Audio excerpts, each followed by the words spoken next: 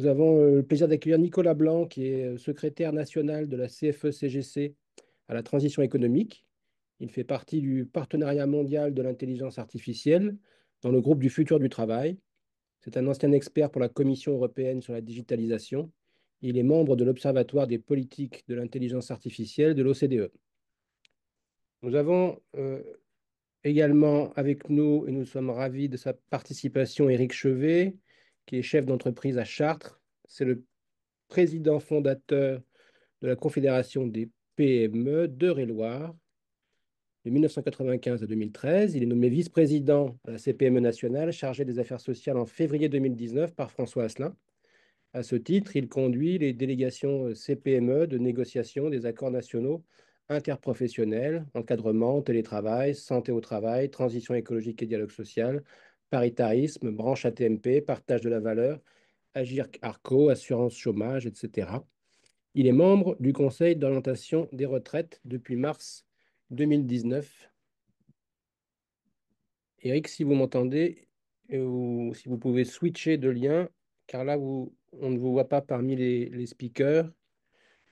Et nous accueillons avec plaisir également Éloi Dorado, qui est administrateur général de l'État, chargé de mission auprès du directeur général du travail, en charge des sujets de veille et de prospective, rapporteur du comité interministériel sur l'intelligence artificielle et ancien responsable de plusieurs services déconcentrés, ministères sociaux et économiques et financiers, Direct et DRETS et ministère de la Justice, protection judiciaire de la jeunesse, dans la Somme, en région Île-de-France et Outre-mer et Grand Est. Anciennement directeur de projet pour la transformation de l'AFPA, d'association en agence nationale pour la formation professionnelle des adultes. Merci, messieurs, d'avoir accepté de participer à ce séminaire. Je vous propose de lancer les prises de parole et donc je cède la parole immédiatement à Nicolas Blanc pour une douzaine de minutes. Je céderai ensuite la parole à Éric Chevet et ensuite Éloi Dorado. Merci Vincent. Bonjour à toutes et à tous. Merci pour l'invitation. Je pense que c'est important pour nous de pouvoir euh, faire un retour et puis échanger justement avec vous tous. J'ai pu assister au début d'après-midi, là, vraiment intéressant. Je remercie Philippe et dommage que Valerio soit parti.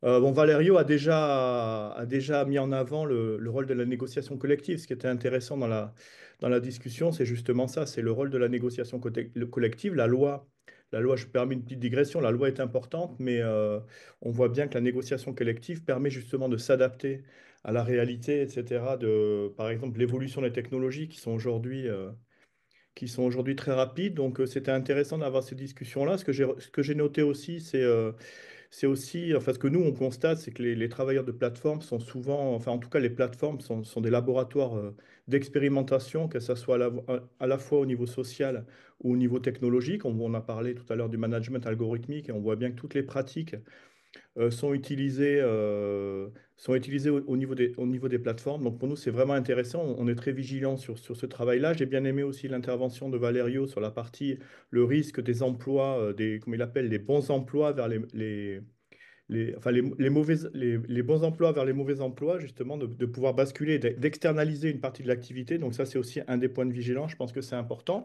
Au niveau international, on voit aussi qu'il y a un besoin de régulation. Et cette régulation, elle peut être accompagnée, et on est un peu des régulateurs de premier niveau, comme on dit souvent les représentants syndicaux. Donc je pense que c'est intéressant et on a toute notre légitimité, justement, à travailler sur ces questions-là. Donc voilà, ça c'est une petite remarque liminaire.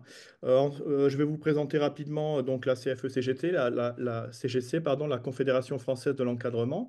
On a 170 000 membres adhérents en France. Donc on représente les ingénieurs, techniciens et agents de maîtrise, cadres du privé et du public. Donc voilà, on est représentatif un peu, on est partout, on est dans une des 5 organisations représentatives. Donc voilà, et on s'est intéressé là je vais plutôt me focaliser sur l'intelligence artificielle. On s'est intéressé à l'arrivée de l'intelligence artificielle dès 2013. Alors je ne sais pas si vous vous souvenez, il y avait la fameuse étude de Frey Osborne qui alertait, qui annonçait que environ 48% des emplois manufacturés aux États-Unis allaient disparaître suite à l'arrivée de l'IA. Donc ça a été une première alerte, je pense, de l'ensemble des organisations syndicales où tout le monde s'est un peu réveillé en se disant que ces outils qui arrivaient étaient quand même un un nouvel outil socio-technique qu'il fallait regarder de façon approfondie. Donc, on a commencé à s'y intéresser à cette période-là, mais c'est pas à partir de ce moment-là qu'on a commencé à y travailler plus sérieusement. C'est à partir de 2017, on a commencé à faire d'abord des tables rondes pour essayer justement de comprendre la technologie et puis démystifier, surtout la démystifier sur un certain nombre d'approches, que ce soit par rapport à l'industrie, que ce soit par rapport à tout ce qui est au niveau de la santé, etc. Donc on a commencé d'abord donc de faire ces grandes tables rondes. On a ensuite travaillé sur une charte éthique et numérique RH qui a été l'occasion de travailler plutôt sur le rôle de la data, le cycle de vie de la data, la qualification de la data. Et on a aussi essayé donc de travailler sur une charte qui était aussi un point commun, enfin de créer une grammaire commune avec les RH, créer ce premier dialogue technologique pour justement le préparer et donc réfléchir déjà autour de la data avant d'avoir l'approche sur l'intelligence artificielle. Et on peut remarquer que les entreprises ont un peu fait la même chose, puisqu'on ce qu'on appelle le Master Data Management a été la première étape justement de regarder un peu le rôle de la data et comment qualifier et identifier la donnée. Donc c'est un travail qu'on a fait en préliminaire côté CFE-CGC. Donc ça a été quand même très structurant. Ensuite, on a fait un projet européen, Sequoia Deal, servir la confiance dans l'intelligence artificielle par le dialogue. Donc un projet européen financé par la Commission européenne qui a été l'occasion de travailler avec un ensemble d'organisations syndicales. Donc je pense à la CIDA en Italie, je pense à l'EDARNA en Suède. L'idée étant de pouvoir un petit peu regarder les différents niveaux de maturité de la technologie en Europe, de pouvoir comparer, d'essayer d'en tirer des bonnes pratiques. Moi, j'avais souhaité aussi associer Algorithm Watch, qui est une ONG allemande qui travaille sur l'éthique de l'IA. Ça me paraissait important d'être accompagné dans cette dimension-là par une ONG donc, qui nous a accompagnés. On souhaitait aussi travailler avec une organisation patronale. Donc, l'UDP nous a rejoints et a travaillé avec nous justement Alors, je sais qu'Odile en a parlé ce matin sur le projet Sequoia Deal et la méthodologie. Mais voilà, c'était important pour nous de créer des communautés agissantes, comme on dit dans le métier, mais en tout cas qui soient capables de monter en compétences, à la fois sur le sujet des compétences qui nous a animés, mais l'enjeu des compétences, c'était aussi pour démystifier les fameux soft skills et comment ça s'articulait avec les compétences métiers. Donc tout un travail qu'on a fait, et je le vois avec l'arrivée du sommet de l'IA, finalement, les conclusions du projet Sequoia Deal restent vraiment d'actualité avec justement l'articulation des compétences métiers avec les soft skills et aussi comment on réfléchit tout ça et comment ça s'alimente. Le fait de renforcer les compétences métiers qui finalement sont importants aujourd'hui dans le monde du travail. Il faut renforcer les compétences métiers. On avait un peu la sensation, on nous vendait un peu le fait que ces compétences comportementales venaient à se substituer justement aux compétences métiers, mais les conclusions de notre projet Sequoia Deal sont plutôt l'inverse. Donc voilà, il y a eu ce travail-là, ça a été la première communauté qu'on a animée. La deuxième, c'était plutôt sur la création de valeur dans le cadre de Sequoia Deals, parce que sur la création de valeur, on avait très peu d'indicateurs, on avait très peu de retours sur investissement de la part des entreprises, etc. Et c'est aussi une des compétences des CSE et c'était un axe intéressant pour nous. Alors, je ne sais pas si Odile en a parlé ce matin, mais c'est très, très compliqué d'identifier la création de valeur dans l'intelligence artificielle. On parle beaucoup de sérendipité, c'est-à-dire de hasard. On crée les conditions de la valeur, mais c'est pas sûr d'avoir cette création de valeur. On crée les conditions, donc on a plutôt réfléchi, on a plutôt travaillé sur la gouvernance, la mise en place de gouvernance en amont pour s'il y a création de valeur, comment cette répartition de valeur elle pouvait se discuter dans le cadre de conventions, enfin de négociations collectives. Donc voilà, on voit encore tout l'intérêt de la négociation, en tout cas dans le cadre de l'arrivée de l'intelligence artificielle. Une autre préoccupation au niveau de l'intelligence artificielle, c'est un cycle de vie qui est quand même beaucoup plus long, donc un dialogue social technologique qui doit être adapté. Donc je pense aux accords de méthode qui peuvent éventuellement accompagner les expérimentations. On voit beaucoup d'expérimentations arriver. Je pense à Microsoft Copilot, je pense à Google Gemini qui arrive dans les entreprises, tout ce qu'on appelle IA générative. Donc, c'est aussi des choses qu'il faut regarder et qui, par exemple, via les accords de méthode, permettent de mettre en place des expérimentations, de les suivre, de faire des retours pour les représentants du personnel et de les accompagner. Parce qu'une fois qu'on a fait ça, c'est une partie du travail. Après, c'est des cas d'utilisation qu'il faut aussi ramener à l'organisation du travail, à des fiches de poste, etc. Donc, vraiment identifier. Je pense qu'on est vraiment les catalyseurs et on peut accompagner justement ces mutations. il faut pas nous oublier. Donc ça, c'était vraiment une grande conclusion aussi du projet Sequoia Deal. Donc on pourra peut-être en discuter s'il y a un jeu de questions-réponses. On a ensuite travaillé sur le projet en intersyndical. Alors c'est très important de préciser ce point-là. Donc accompagné par l'ANACT, enfin financé par l'ANACT, pardon, et piloté par l'IRES, qui nous a accompagnés sur le projet Dialia. Donc là, c'était l'idée, c'était l'occasion aussi d'opérationnaliser un certain nombre d'outils qu'on avait proposés. Je pense au registre des IA, je pense à une clause de revoyure qui permettrait justement d'accompagner ce dialogue technologique dans la durée si on constate des biais, des dérives des systèmes algorithmiques. Donc c'est une idée intéressante qu'on a continué à creuser. Il y a donc l'idée, on a sorti un toolkit, voilà, une boîte à outils qui permet justement d'équiper le dialogue social technologique. Donc, c'est pas normatif, mais l'idée, c'est de pouvoir l'accompagner en douceur et de pouvoir équiper, je pense aussi aux PME, parce que voilà, on n'est pas tous, ça permet justement d'accompagner dans la douceur un petit peu ces mutations qui peuvent arriver différemment dans les grands groupes et dans les PME. Donc, l'idée, c'est d'avoir vraiment une boîte à outils complète qui permet à chaque acteur de s'en saisir et de pouvoir travailler ce dialogue social avec l'IA. On a aussi travaillé un manifeste qui est aussi une déclaration d'intention. On a aussi associé l'U2P. Donc voilà, c'est aussi un travail collaboratif qui nous a permis, je pense, de créer des ponts sur le dialogue social technologique qu'il va falloir construire demain. Et pour finir, j'irai sur l'avis du CESE. Je pense qu'on a fait un travail aussi. On a été auditionné avec Odile Chani, justement. Moi, j'ai été auditionné une première fois justement sur les apports de Sequoia Deal, une deuxième fois sur le projet d'IALIA. Et donc, je pense que l'avis du CESE reflète un petit peu ces interventions sur le besoin de dialogue social, le fait qu'il faut créer de la confiance autour de ces outils. Il faut discuter l'acceptabilité, il faut discuter la transparence, il faut pouvoir en parler sereinement. Et donc, j'étais présent lors de la rendue d'avis au CESE et je pense que les organisations patronales se sont inscrites, donc ont voté un avis positif sur cet avis et s'inscrivent donc dans la proposition de faire un accord national interprofessionnel. Et voilà, ça peut être intéressant. Il faut le caler. On a beaucoup de sujets en cours, mais ça peut être intéressant aussi de définir les bonnes pratiques et de voir comment on peut adapter aujourd'hui le dialogue social sur ces questions-là, sachant qu'il y a des outils qui existent, hein. Il y a aussi le RGPD, on voit l'arrivée de l'AI Act.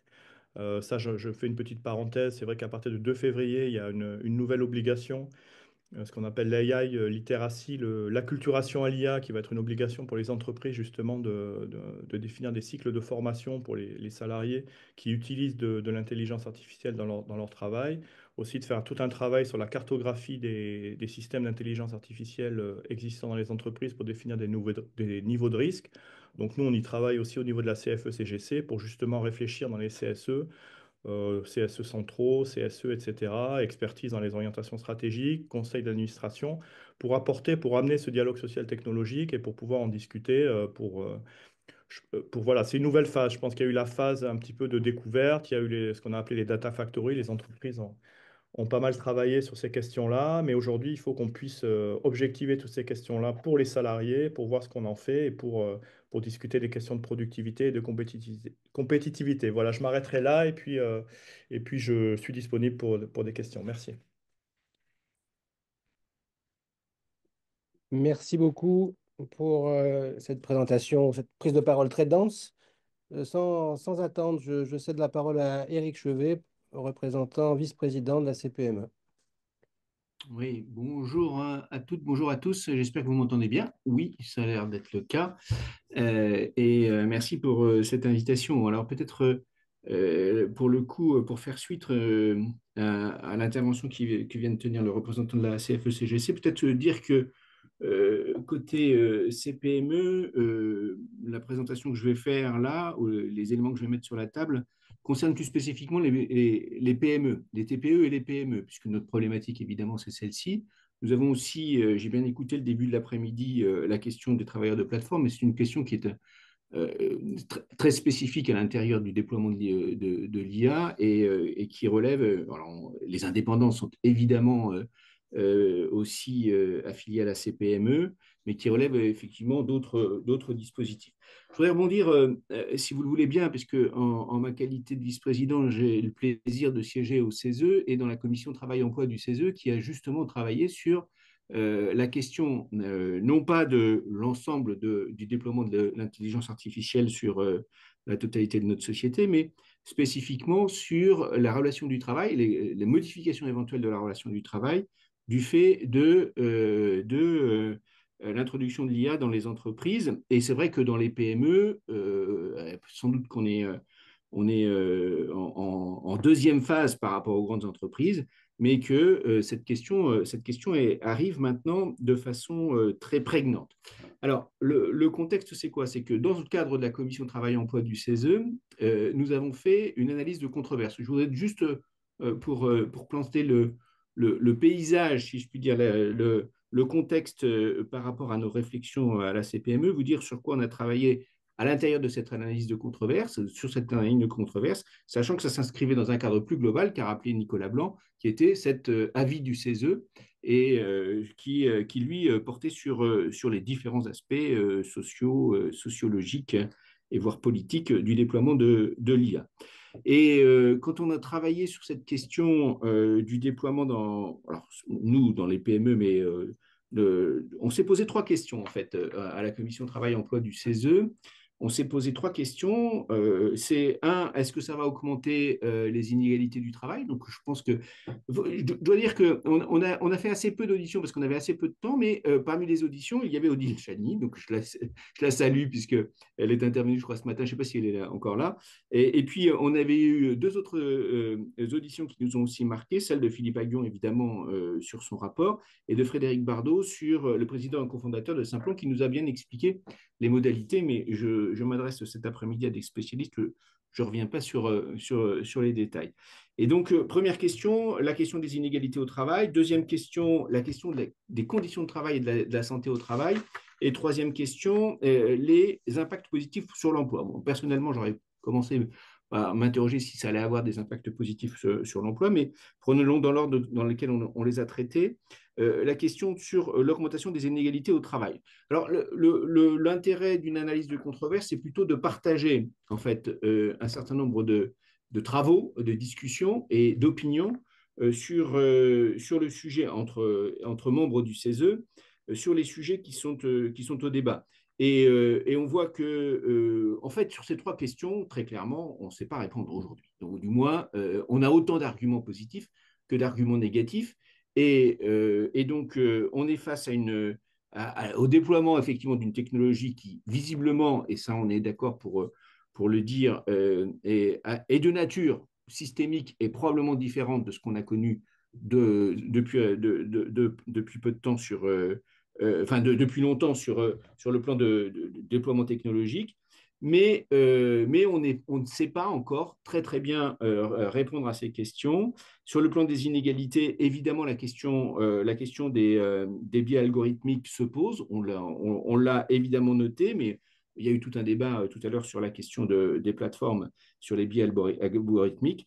Mais il faut pas, de notre point de vue, il faut intégrer ces dispositions. Alors, le point de vue de la Commission d'ailleurs et de la CPME, c'est qu'il faut intégrer l'intelligence artificielle pour faire en sorte que on puisse corriger les inégalités au travail, mais pas les rejeter simplement sous la question sous la problématique des biais algorithmiques. Est-ce que l'IA va-t-elle apporter un progrès sur l'organisation du travail, les conditions et la santé au travail? Là encore, on a étudié 4 sujets, les intérêts, l'intérêt, la qualité du travail, la santé au travail, la charge mentale, la formation, etc. Et la question des normes et du dialogue social.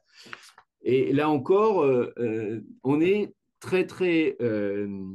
on souligne le caractère ambivalent de l'IA face aux conditions de travail et à la santé au travail. Et ce que l'on veut insister, c'est que le développement du numérique n'est pas une force qui s'imposerait de l'extérieur et que, évidemment, la question de la confrontation aux autres activités humaines de l'entreprise est un point extrêmement important et qu'il existe, et c'était la conclusion en fait sur lequel on pourrait se rejoindre avec les organisations syndicales, c'est qu'il existe effectivement un espace pour ne pas subir et pour débattre et négocier l'introduction de la technologie dans l'entreprise. Et puis, la question que je vais passer assez vite, de savoir si c'est des impacts positifs sur l'emploi ou non. Et là, vous savez que je vous renvoie au rapport à Guion et donc on est entre 9%, 40%, 50%. Enfin, on est sur une interrogation très très large de ce point de vue-là. On s'est posé aussi la question du partage de la valeur, pour reprendre ce que disait Nicolas Blanc aussi tout à l'heure, la question et qu'il n'y a rien d'évident effectivement à ce que le partage de la valeur, éventuellement procuré par de l'intelligence artificielle, soit capté par l'un ou l'autre des facteurs de l'entreprise, que ce soit le travail ou le capital. Et ça, bien sûr, c'est la discussion et la négociation qui pourra euh, qui pourra conclure. Alors, là-dessus, donc, les travaux qu'on a fait au CESE nous permettent de dire qu'il y a une nécessité d'un dialogue réussi entre les employeurs et les salariés à l'occasion de l'implantation de l'IA.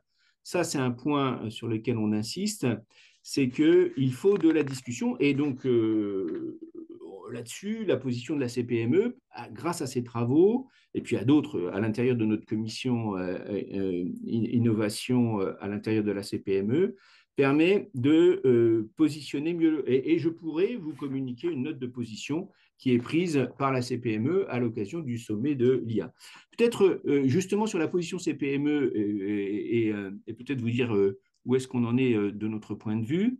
La première chose, c'est que nous avons fait une enquête auprès des dirigeants de TPE. On fait régulièrement des enquêtes auprès de nos adhérents. Et sur les 1612 dirigeants qu'on a interrogés en juillet 2024, vous en aviez 53% qui avaient déjà utilisé l'IA au moins une fois dans leur entreprise. Donc, vous voyez, une diffusion relativement large déjà, assez vite, hein, c'était en juillet 2024. Et parmi ceux qui l'avaient utilisé, 41% d'entre eux déclarent avoir rencontré des difficultés, notamment en termes de compréhension de son fonctionnement. Donc, on a une première conviction, nous, à la CPME, c'est qu'il faut favoriser le développement de l'IA et qu'il faut apporter, en fait,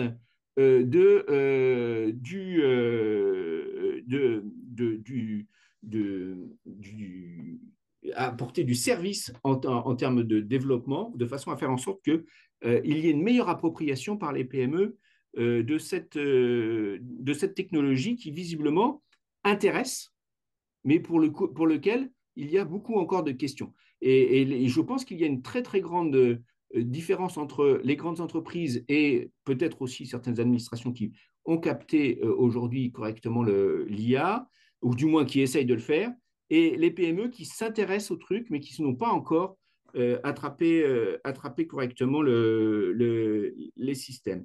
Le deuxième point que je voulais évoquer, c'était sur une expérimentation qui a été communiquée par le ministère de l'économie sur une expérimentation des agents publics en matière de... Il y a 1000 agents publics qui ont été mis dans le cadre d'une expérimentation avec de l'utilisation de l'IA pour répondre aux avis et commentaires des usagers. Et ça nous a intéressés parce que, notamment pour la qualité de la réponse aux usagers, notamment aux PME. Et les chiffres ne sont pas inintéressants, hein. C'est que le temps de réponse moyen est passé de 7 à 3 jours, que 70% des agents, c'est le compte-rendu du ministère, hein, c'est un communiqué de presse du 12 décembre 23, ou 24 peut-être même d'ailleurs, 70% des agents avaient un ressenti positif sur l'outil et 74% des usagers étaient satisfaits par les réponses. Donc, une deuxième conviction de la CPME, c'est qu'on considère que l'introduction de l'IA doit être mise à profit pour réduire les délais administratifs et simplifier les démarches des PME et des TPE. Vous savez que c'est une grande problématique actuellement qui est celle et notamment problématique qui est soulevée à la fois par notre nouveau Premier ministre, par les rapports Draghi, l'État sur l'Europe et un objectif de la CPME sur la simplification administrative. Dès lors, ça c'était pour répondre, enfin du moins se mettre en perspective du déploiement de l'IA dans l'économie française. Et je rassure, alors évidemment, la question qui se pose tout de suite, c'est est-ce que, en matière de dialogue social, est-ce qu'il faut normer le dialogue social au-delà des normes qui existent déjà dans le Code du travail? Et là, nous, notre réponse, elle est très claire à la CPME, c'est non. Ça ne veut pas dire qu'il ne faut pas discuter.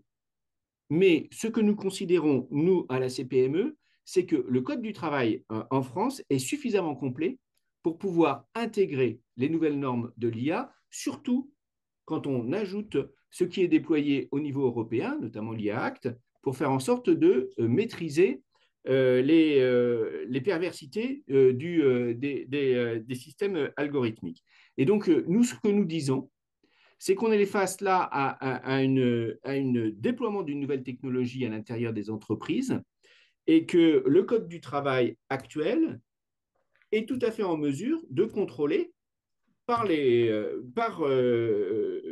de contrôler le développement des systèmes d'IA dans l'entreprise parce qu'il est déjà extrêmement protecteur et qu'il ne faudrait pas, en fait, que nous engagions dans des systèmes qui sont encore plus protecteurs et qui viendraient en fait briser ou du moins contrecarrer l'élan de développement de l'intelligence artificielle dans les entreprises françaises, dont on sait très bien déjà, même si j'ai rappelé des chiffres intéressants tout à l'heure, qui sont moins développés qu'outre-Atlantique.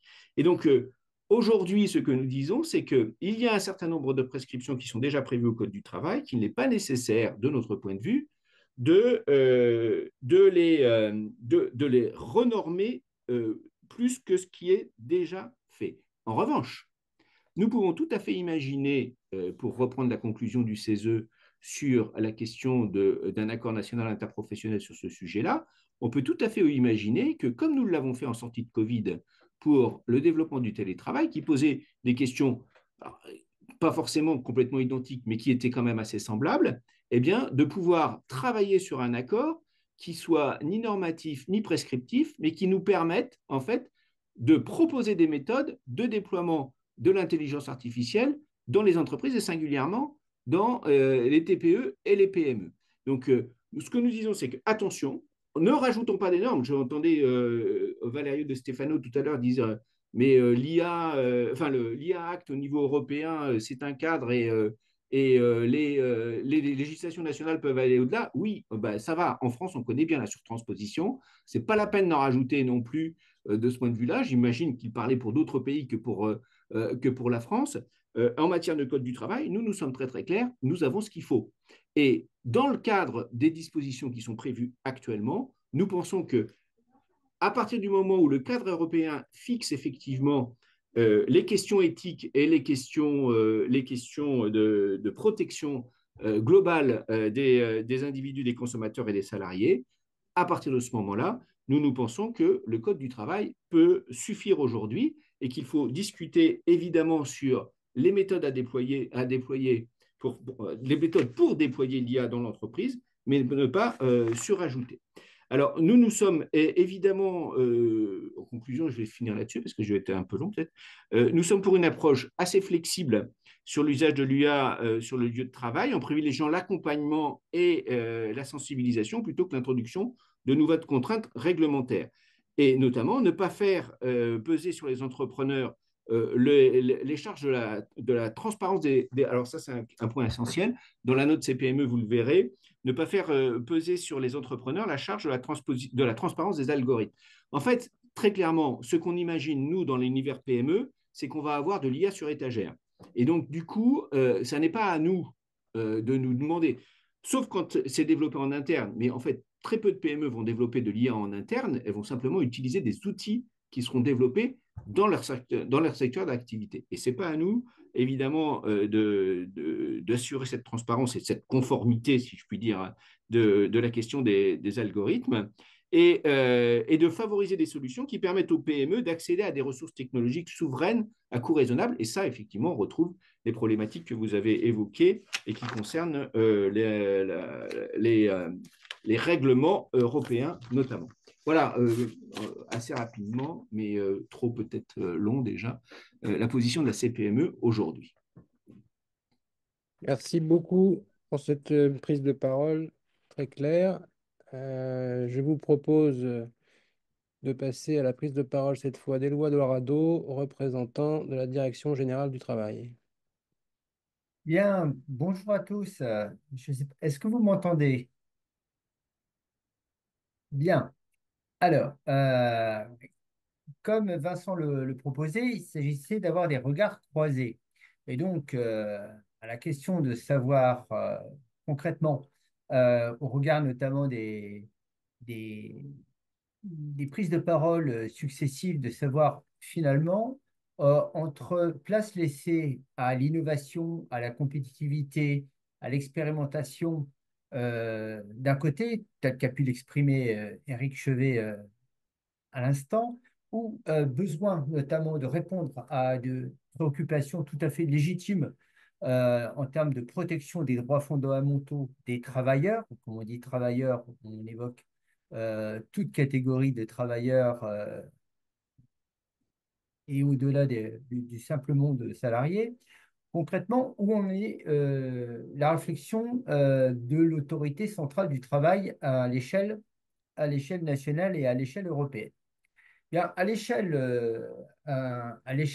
nationale, et Grégoire Loiseau l'a indiqué, on peut considérer que le Code du travail a déjà prévu un certain nombre d'éléments en ce qui concerne les deux aspects fondamentaux euh, qui intéressent l'environnement du travail, qui sont la santé et la sécurité au travail et le dialogue social.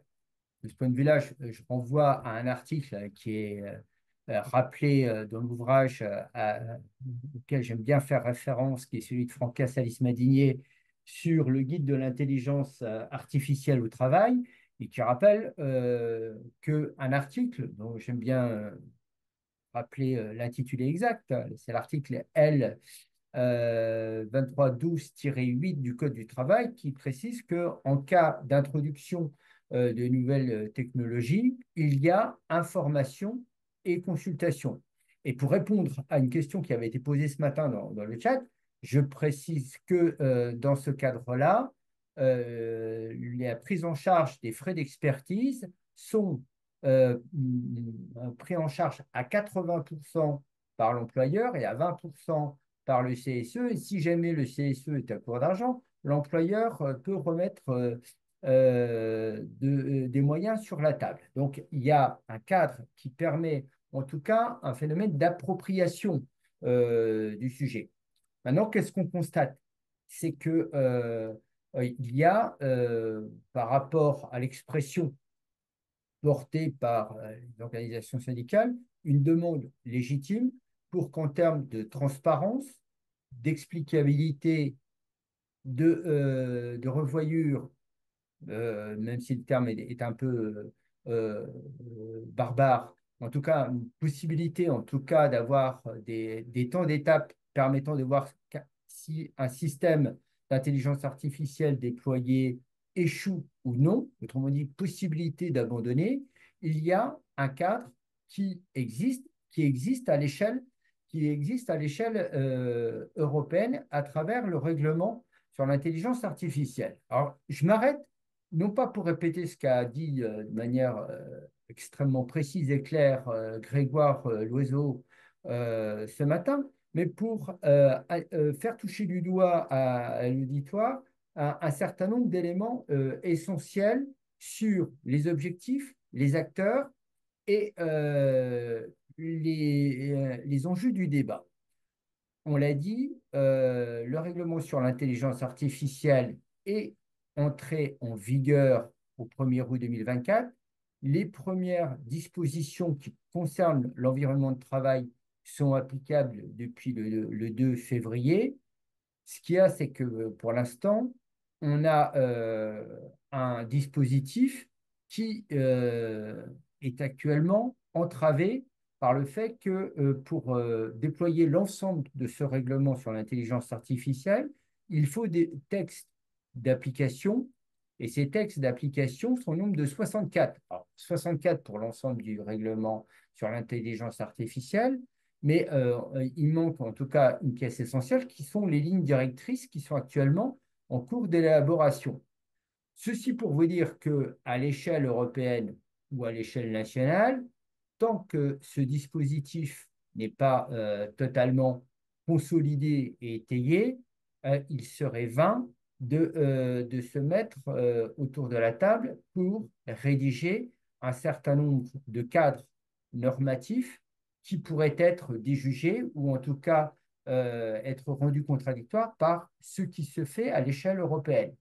Ceci pour dire conséquence que le meilleur cadre dans lequel, si jamais on devait développer un cadre normatif en complément de ce qui existe déjà à l'échelle nationale ou à l'échelle européenne, c'est sans doute dans le cadre d'un accord européen qu'on pourrait trouver le meilleur cadre, en tout cas de développement.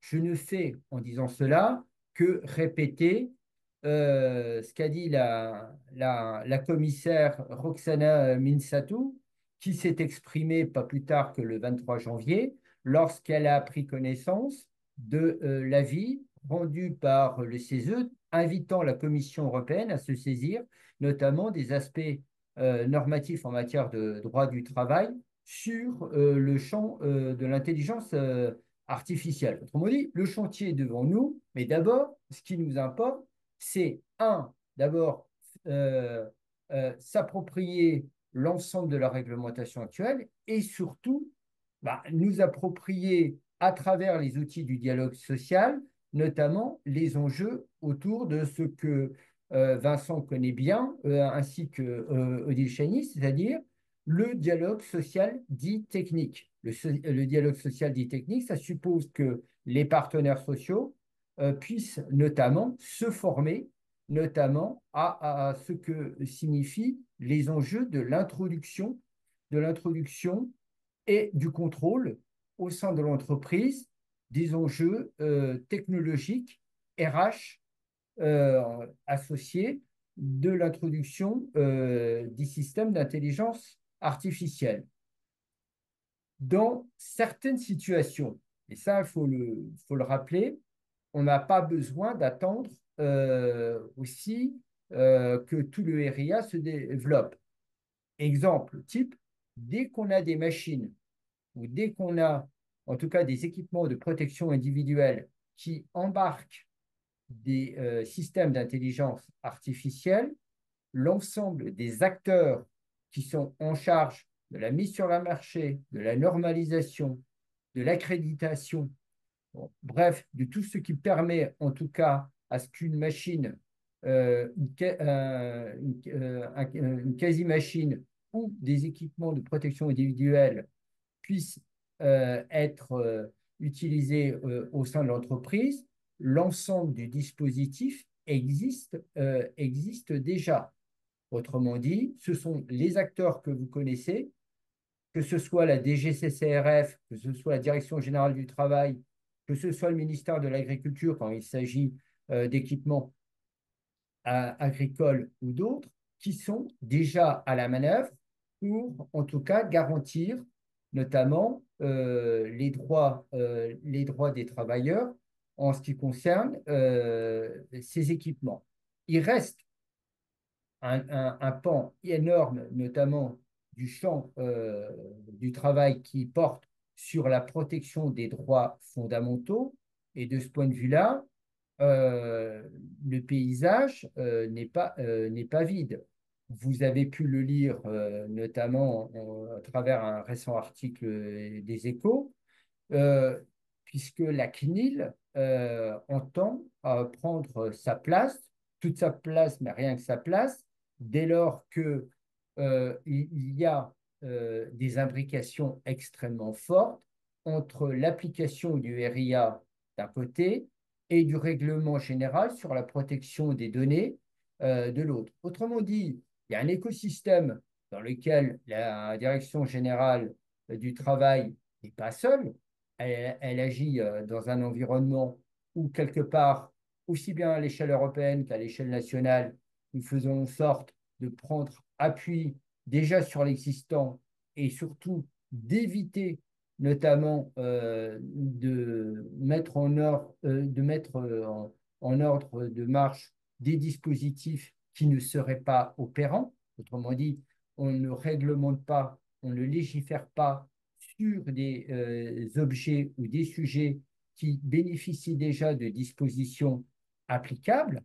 En revanche, sur un sujet aussi évolutif que l'intelligence artificielle, il est nécessaire, et c'est sans doute la priorité euh, à mettre en avant, c'est effectivement développer les bonnes pratiques, échanger à travers l'observation, à travers ce que fait l'ANACT, ce que font d'autres acteurs, mais l'ANACT, c'est peut-être parce elle a l'âge de raison et qu'elle est quinquagénaire, elle a un certain savoir-faire par rapport à certaines pratiques. On peut rappeler ce qui se fait actuellement dans les Hauts-de-France à travers le dispositif de l'EDEC, engagement de développement de l'emploi et des compétences autour des sujets de l'intelligence artificielle. Donc, on a besoin d'échanger et de capitaliser sur ces sujets pour nourrir un certain nombre de sujets à travers, évidemment, la négociation d'entreprise. Et il y a, de ce point de vue-là, de véritables sujets d'appropriation lorsqu'on regarde non seulement le nombre, mais également la qualité des accords d'entreprise qui concernent l'intelligence artificielle. Et idem lorsqu'on passe au niveau de la négociation de branche et au niveau de l'accord, au niveau interprofessionnel. Comme on dit, et ce sera le mot de la fin, on est au milieu du gué, on a besoin de capitaliser, on a besoin d'échanger sur des bonnes pratiques et on a surtout besoin de mettre en place une cartographie à la fois des besoins, aussi bien pour les partenaires sociaux, et des risques, notamment pour les travailleurs et les salariés. Je réponds à toute question si jamais certains de mes propos n'ont pas été clairs. Merci Éloi pour cette prise de parole. On a quelques questions dans le chat que je vais vous répercuter. Il y avait une question de précision concernant le pourcentage des dirigeants qui ont des questions sur le fonctionnement de l'IA. Donc, c'est en référence à ce que vous avez énoncé, Monsieur Chevet. Une autre question qui porte plutôt sur le dispositif actuel de dialogue social des plateformes en France, régi par l'autorité de régulation sociale des plateformes. Est-ce qu'il vous paraît compatible avec la nouvelle législation européenne et avec les ambitions de l'OIT? Et puis, voilà, une autre question, et on s'en tiendra là pour ne pas trop déborder. Entre le management algorithmique et l'adoption des IA génératives, il y a un spectre tellement large qu'on se demande si la notion d'IA ne devrait pas être segmentée.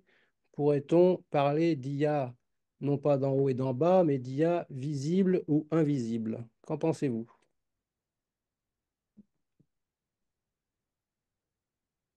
Ben, je vais prendre ma part, mais que ma part. Ou Nicolas, allez-y, hein, si vous voulez commencer. Non, je voulais juste, bah, sur l'IA visible ou invisible, c'est ce qu'on appelle le Shadow AI, pardon, c'est euh, l'IA cachée. Donc c'est voilà, toute la difficulté, il faut le ramener dans le champ. Donc ça, moi je répète, je vais juste intervenir, faire un petit retour par rapport à ce que vous avez, ce que vous avez dit juste avant moi. Je pense il faut bien être conscience que l'AI Act, c'est un texte de labellisation sur le marché européen. Il faut être quand même conscient de ça. C'est-à-dire, il y a aussi des obligations qui vont s'imposer. Je suis tout à fait d'accord avec ce que vous disiez sur les outils sur étagère, etc. Mais il y a quand même un certain nombre d'obligations qui vont arriver sur ce qu'on appelle les deployers, qui vont devoir quand même respecter un certain nombre d'obligations. Et ce texte d'AI Act, c'est pour ça, je pense que vous n'avez pas, il faudra qu'on en rediscute, mais sur ce que j'ai essayé d'expliquer dans le cadre de nos projets, c'est qu'il y a même, il y a un besoin d'adaptation du dialogue social sur ce cycle de vie de l'IA. Il faut trouver des temporalités différentes, il faut les réfléchir ensemble. Voilà, je ne vais pas m'étendre là-dessus, mais je pense que c'est important. Et juste sur le Shadow AI, la difficulté, c'est de se retrouver avec finalement des utilisations qui sont non contrôlées par les entreprises. Et donc voilà, c'est aussi comment on les ramène. Et le dialogue social permet justement de les identifier, de sécuriser. Je pense au risque d'intrusion, à tout ce qui est cybersécurité, etc. Donc il faut identifier ces pratiques et il faut les ramener dans le champ de l'entreprise.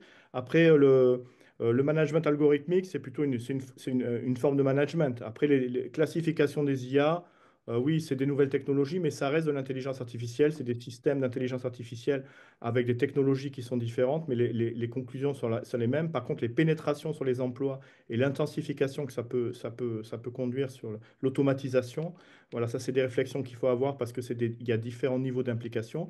Mais je réitère, je pense que sur ces questions de dialogue social, l'AIAC, c'est un règlement au niveau labellisation européen. Et nous, il faut qu'on travaille aussi au niveau français pour équiper le dialogue social technologique. Donc voilà, je vous invite à regarder tous les travaux qu'on a faits et au plaisir d'en rediscuter. Merci.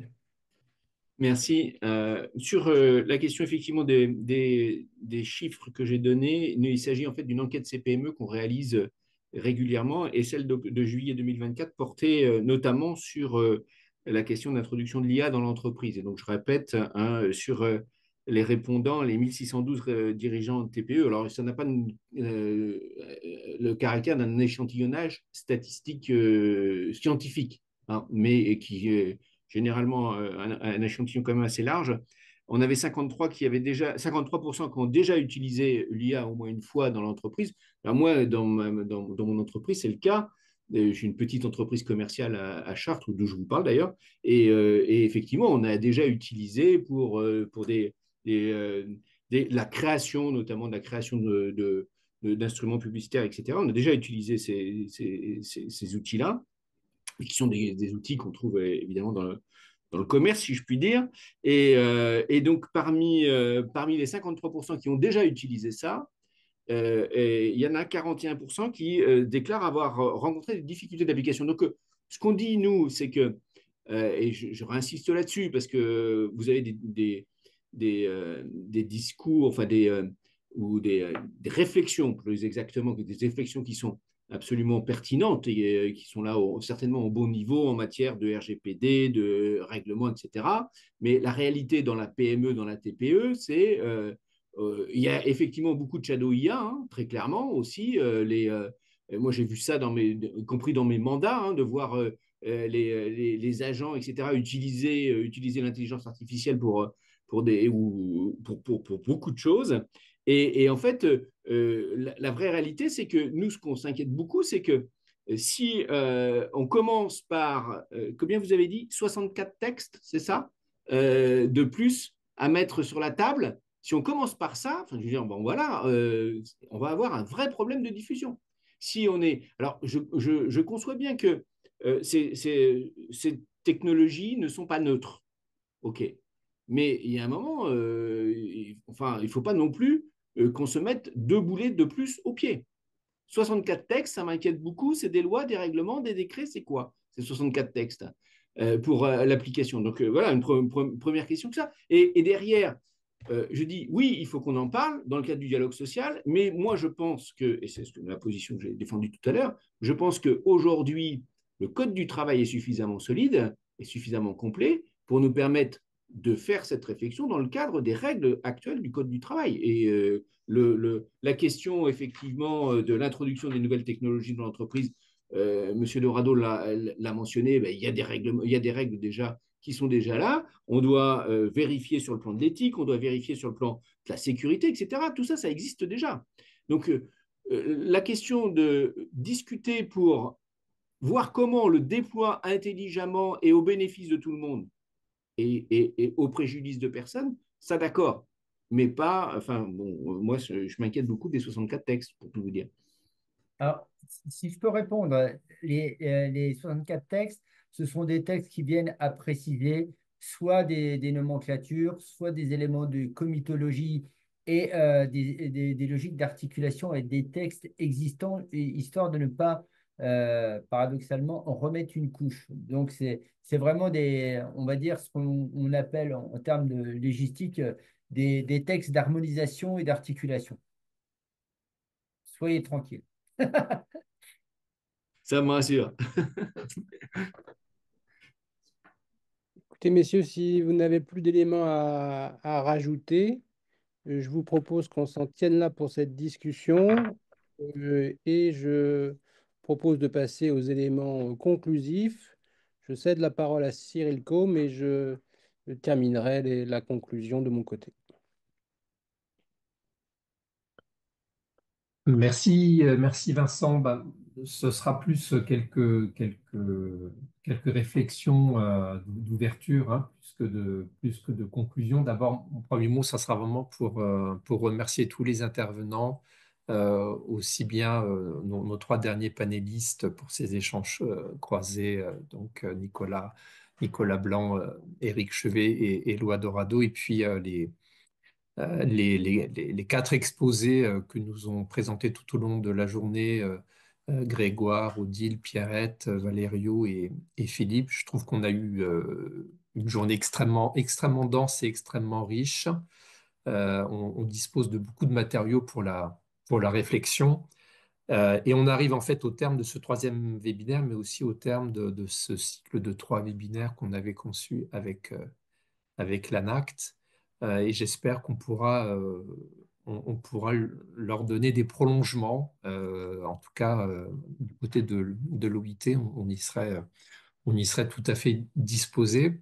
Et moi, je voudrais justement peut-être rebondir sur quelques points qui peuvent donner des perspectives pour de futurs travaux.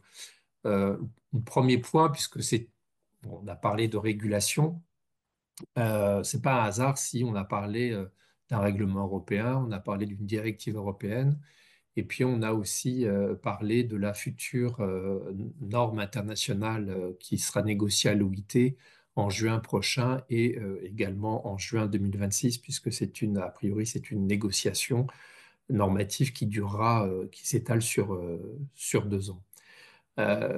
Ça n'est pas un hasard parce que ce sujet de la régulation de l'IA et du travail, on est sur une dimension transnationale évidente, on l'a bien mesuré tout au long de la journée, dans lesquelles plusieurs ensembles géopolitiques se livrent aussi une certaine concurrence, je dirais, normative et portent des visions un peu différentes de ce que peut être la régulation de l'IA. Et je pense que dans les années à venir, ces clivages ne vont que s'expliciter et se faire plus visibles. Donc, on a traité tout au long de la journée, je pense, une question extrêmement importante, extrêmement d'actualité. Et on verra quelle synthèse pourrait être faite de ces visions concurrentes dans la négociation à l'OIT à partir de juin prochain.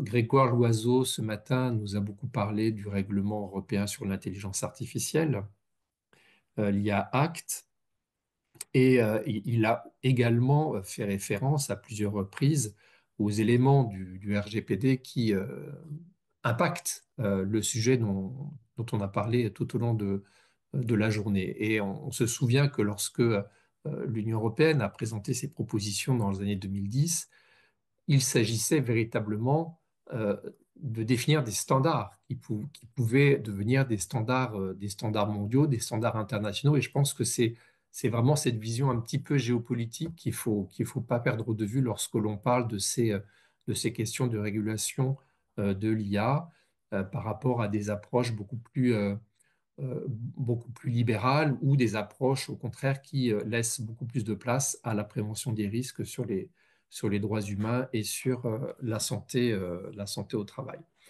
Donc cette question de la définition des standards qui deviennent les standards mondiaux, je pense que c'est une dimension extrêmement importante et qui est un peu à l'origine de la dimension transnationale de tous les efforts de régulation de l'IA et du travail.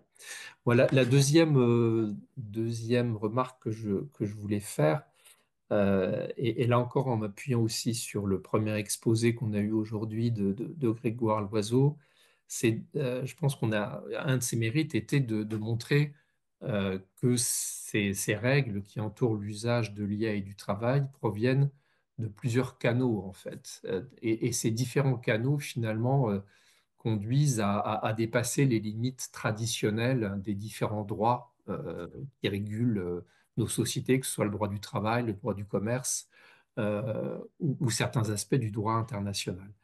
On est en face d'un règlement qui a comme base juridique la réglementation sur le marché intérieur, donc qui touche finalement au droit au droit qui est opposable aux industriels et qui protège les consommateurs. On est face à une directive qui se place sur le terrain du droit du travail et on est à l'OIT évidemment sur ce même terrain. Mais toute la complexité, je trouve, de la question de la régulation de l'IA, c'est qu'on est finalement à la croisée de plusieurs sources normatives et qui produisent des effets, y compris sur le droit du travail.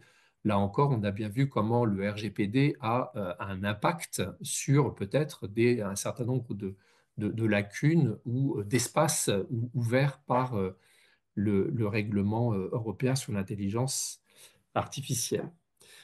Le troisième point sur lequel je voulais rebondir, c'était la question de la rapidité de ces changements technologiques qui ont été mentionnés tout au long de la journée, rappelant notamment qu'on parlait guère d'IA générative enfin, lorsque ces différents textes législatifs ont été mis sur la table. Donc, c'est dire la difficulté aussi d'avoir une approche régulatrice sur des technologies aussi évolutive et là encore un peu à rebours de ce que je pouvais dire sur la dimension internationale, les processus réglementaires, qu'ils soient européens ou qu'ils soient internationaux à l'OIT, s'inscrivent sur un temps long qui n'est pas forcément celui des innovations technologiques.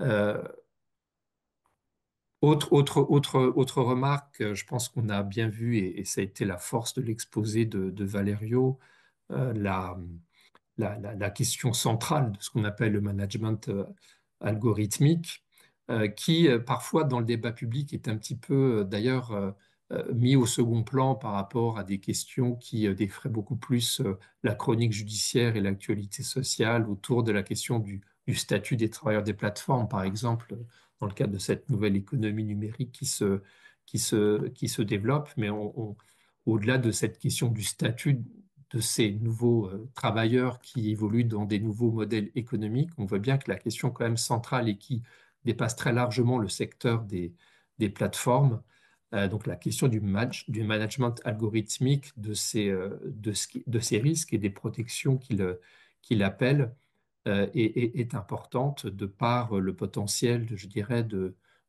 surveillance technologique que ces nouveaux outils liés à l'IA peuvent autoriser. Et on a pris la mesure aussi de l'apport précisément que pouvait apporter la directive européenne sur ce sujet. Mais là aussi, c'est un sujet très évolutif qui sera aussi d'ailleurs au cœur de la négociation entre nos mandants à l'OIT en juin prochain et l'année prochaine, qui sans doute pourra nous autoriser d'y revenir ultérieurement. Et puis le dernier point que je voulais mentionner, c'était là aussi l'exposé très riche de Pierrette et Odile, qui ont bien posé, je pense, ce qu'on pourrait appeler les prérequis de ce dialogue social, dialogue technologique, dialogue professionnel, qui pose la question de l'enjeu des capacités des acteurs de ce dialogue, la question de la maîtrise de ces technologies, pas sur un mode expert, mais sur un mode usager. Cette maîtrise est absolument clé, l'enjeu de la formation de ces acteurs, l'enjeu aussi de trouver les modalités pertinentes de ce dialogue avec cette notion d'apprentissage organisationnel euh, qui implique sans doute un processus beaucoup plus itératif que les modalités classiques connues jusqu'ici et pratiquées jusqu'ici du dialogue social. Et puis l'importance aussi de convaincre toutes les parties autour de la table de l'intérêt de ce dialogue, pas seulement pour prévenir, je dirais, les risques sur la santé au travail ou sur la dégradation des conditions de travail, mais pour aussi tirer le meilleur parti de l'usage de l'IA, y compris du point de vue de l'intérêt bien compris de l'entreprise. Et je crois qu'Éric Chevet, en rappelant les conclusions de l'avis récent du CESE sur le sujet, ouvre de ce point de vue-là une perspective extrêmement intéressante. Et puis je terminerai juste toujours sur les prérequis de ce dialogue, sur une question que Philippe Marcadan a aussi beaucoup, sur lequel il a insisté, c'est la question de la représentation de ces travailleurs. Alors là, je me place plus d'un point de vue global, international. On a, au cours du premier webinaire qu'on avait tenu l'année dernière, beaucoup insisté sur ces nouveaux risques de division internationale du travail nord-sud par le développement du crowdworking. La question de la représentation de ceux qui travaillent avec ces nouveaux outils ou en lien avec ces nouveaux outils est une question, je crois, absolument centrale pour pouvoir ne serait-ce qu'envisager un possible dialogue social régulateur. Voilà quelques remarques que je pouvais partager. Encore une fois, un grand merci à l'ANACT. Merci Vincent pour la modération de ce webinaire et des deux précédents. Merci aux intervenants. Et puis, l'OIT sera prête et heureuse de poursuivre cette collaboration avec l'ANACT et avec ses acteurs pour, pour la suite. Merci Cyril pour ces quelques mots en fin de séminaire et en fin de cycle. Je ne vais pas faire forcément très long, mais vous donner peut-être quelques éléments de mise en perspective par rapport au sujet qu'on a traité tout au long de ce cycle de séminaire. Moi, ce qui me frappe, c'est que, au fond, l'IA au travail, c'est un sujet complexe et pas simplement pour des histoires techniques. La complexité, elle est socio-technique. On voit bien que les enjeux de régulation sont extrêmement complexes. Régulation au sens de production de règles. Je crois que l'exposé de Philippe Marcadan l'a tout à fait bien illustré. Donc, c'est un sujet de tension, à la fois géopolitique, économique, juridique, sociale.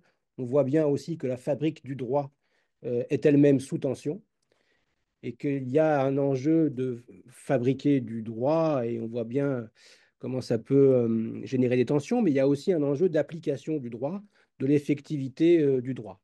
Il me semble aussi que ce qui ressort de ce séminaire et des autres, c'est que l'enjeu de la régulation, ce n'est pas nécessairement de produire du texte. L'enjeu, c'est le réel. L'enjeu, c'est la transformation des emplois et du travail qui sont également sous tension. Et donc, du coup, ce que je trouvais intéressant moi, dans ce séminaire, dans ce cycle, c'est cette discussion autour des instruments, autour des acteurs qui participent à cette régulation. On a bien vu que les conditions de travail n'étaient pas forcément au cœur systématiquement des réflexions et des actions, alors même que le travail et ses conditions d'exercice sont une clé capitale, Philippe l'a rappelé tout à l'heure, pour la prospérité, pour la paix, pour la liberté. Qui plus est dans un monde en transformation où les rapports de pouvoir se transforment et où les acteurs traditionnels du compromis socio-productif sont bousculés par des géants technologiques. Donc le dialogue social, dans ce cadre, le dialogue social technologique n'est qu'un levier potentiel parmi d'autres pour essayer de trouver des équilibres renouvelés dans ces systèmes de travail. Le président Macron l'avait signalé à l'occasion de Vivatech. Il y a bien sûr des enjeux de productivité, des enjeux de compétitivité, de développement de compétences, mais aussi des enjeux de santé, des enjeux de sécurité, des enjeux de conditions de travail. Ce n'est pas l'un ou l'autre, c'est l'un et l'autre. Et l'importance du dialogue social, ce n'est pas simplement une question d'acceptabilité, c'est une question de faisabilité. Et j'ai le sentiment que ces questions technologiques apparaissent de plus en plus clairement comme des ferments de la démocratie sociale. Il me semble que ce dialogue social il est à la fois nécessaire et en même temps balbutiant, embryonnaire, et que ce cycle nous renforce dans l'intérêt de poursuivre nos travaux sur le sujet. Des initiatives ont été présentées, elles émergent, elles existent à plusieurs niveaux, international, européen, national et infra. Le travail est largement devant nous. Enquêter, relier, dialoguer, négocier avant de décider. Les enjeux d'apprentissage organisationnel, d'apprentissage collectif apparaissent tout à fait décisifs. Donc, nous espérons que ce cycle de séminaires aura modestement contribué à partager ces enjeux, à participer également à d'acculturer et qu'il aura fait œuvre de pédagogie en la matière. Donc pour conclure, nous voudrions remercier l'ensemble des intervenants et intervenantes pour le temps et les propos instruits qu'ils ont pu partager, qu'il s'agisse des intervenants issus du monde académique, mais aussi des représentants des travailleurs, des employeurs et de l'État. Nous remercions également l'OIT, notamment Cyril Côme, d'avoir organisé ce cycle de séminaires avec nous. Merci pour la confiance, les discussions préparatoires, ainsi que vos apports toujours exigeants, mesurés et ajustés à l'occasion des différentes séances. Merci également au service technique de Genève, Emmanuel et son équipe, que j'ai pas mal embêté et qui étaient toujours au rendez-vous, ainsi que les interprètes. Merci enfin aux collègues du siège et des agences régionales pour leur contribution à l'organisation et à l'animation de ces journées. Je ne doute pas qu'elles seront utiles pour poursuivre nos propres travaux pour l'amélioration des conditions de travail, à la fois pour éclairer les acteurs et les outiller, les acteurs de terrain, mais aussi ceux qui les accompagnent et les acteurs des politiques du travail. Enfin, merci aux nombreuses personnes qui ont suivi ce cycle de séminaires et qui nous ont témoigné leur intérêt pour cet exercice. Vous retrouverez les supports de présentation ainsi que les replays des séances sur la chaîne YouTube de l'ANACT. Merci encore et à bientôt.